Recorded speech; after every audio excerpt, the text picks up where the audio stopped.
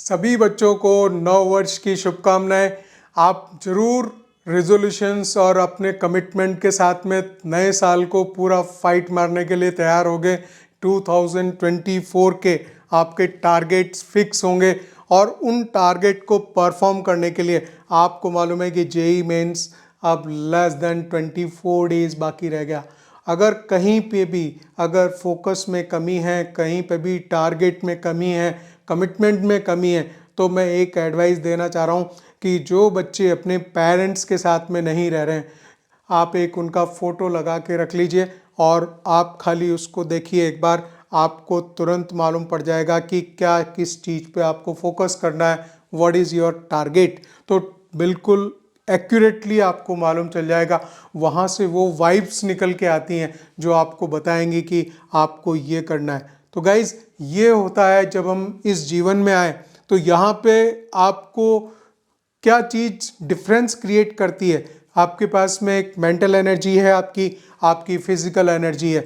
उस चीज़ को, इन दोनों एनर्जीज को इस कॉम्बिनेशन में यूज़ करें और इतना स्मार्टली यूज़ करें कि वो जो आउटपुट निकल के आएगा, आपकी जो प्रिपरेशन है उसमें वो मैक्सिमम निकल के आए। तो यहाँ पे आपको नींद भी पूरी लेनी है और आपको एकदम रिफ्रेश होके नेक्स्ट जो डे आता है, अगला दिन, उसमें हम कैसे 100% वो कैसे परफॉर्म करें, यही स्मार्टनेस है। यही स्टूडेंट को समझना होता है, जानना होता है। ये बहुत ही पर्सनल व्यक्तिगत चीज़ें हैं जिनमें कि एक्सपर्टाइज हर स्टूडेंट का होना ज़रूरी है।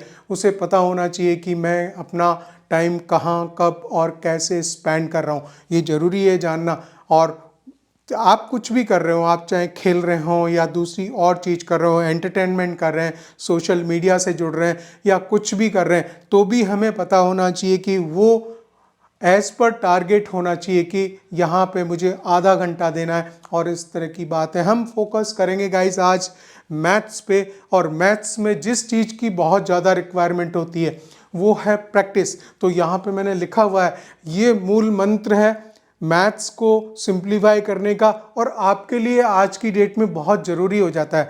मैं बिल्कुल इस चीज़ को बहुत फोर्सफुली आपको बताना चाहूँगा कि प्रैक्टिस की कमी आ जाती है जब एग्ज़ाम जैसे जैसे पास में आता है। रीज़न ये है कि मैथ्स में एक एक क्वेश्चन को सॉल्व करके देखना पड़ता है, लेकिन हम उसी बात को आज समझेंगे कि किस तरह से आप वर्कआउट करें कि लास्ट तक आपकी जो है प्रैक्टिस अच्छी बनी रहे और फिर आप एग्ज़ाम में अच्छा परफॉर्म करें।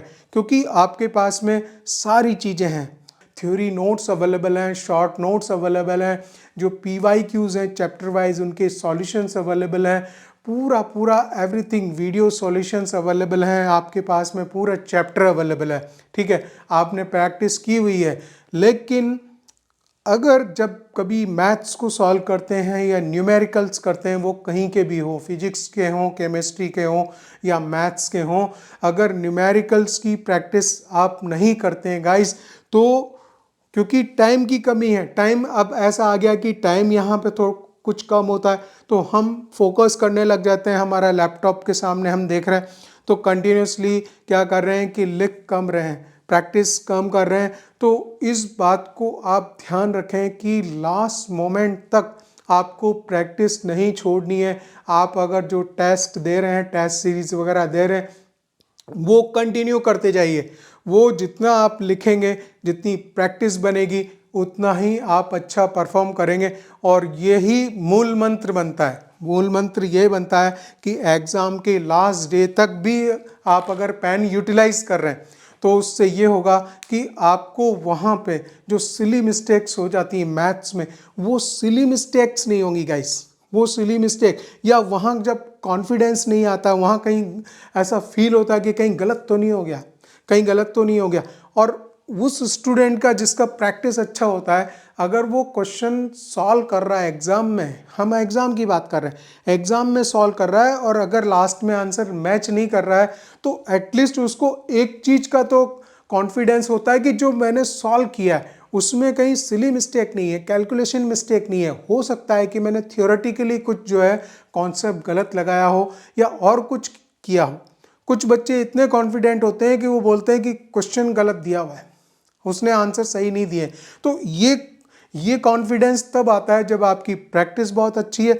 तो गाइज यही मूल मंत्र है, प्रैक्टिस प्रैक्टिस एंड प्रैक्टिस।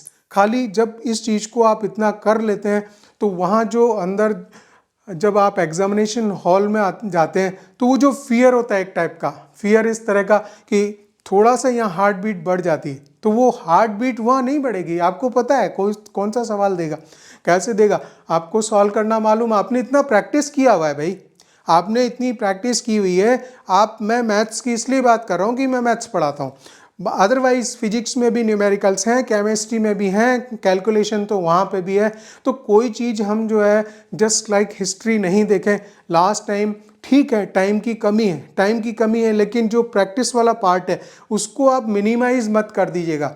मैं एक ही चीज़ सजेस्ट करना चाहता हूँ कि कितनी भी पढ़ाई है लेकिन हमेशा पेन और रफ रजिस्टर साथ में रहना चाहिए।